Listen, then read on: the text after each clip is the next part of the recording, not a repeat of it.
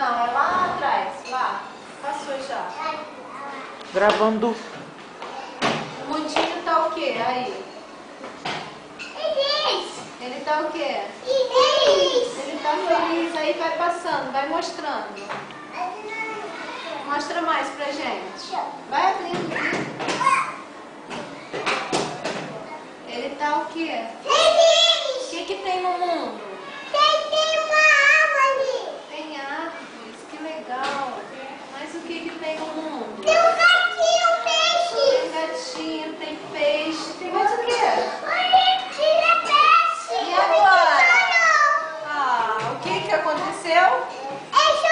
Por que ele chorou? Porque ele não quer brincar. Ah, tadinho do Luiz. E agora? Tá feliz por quê? Por que ele tá feliz? Porque ele tá brincando, muito bem. Mas o que tem nesse livro?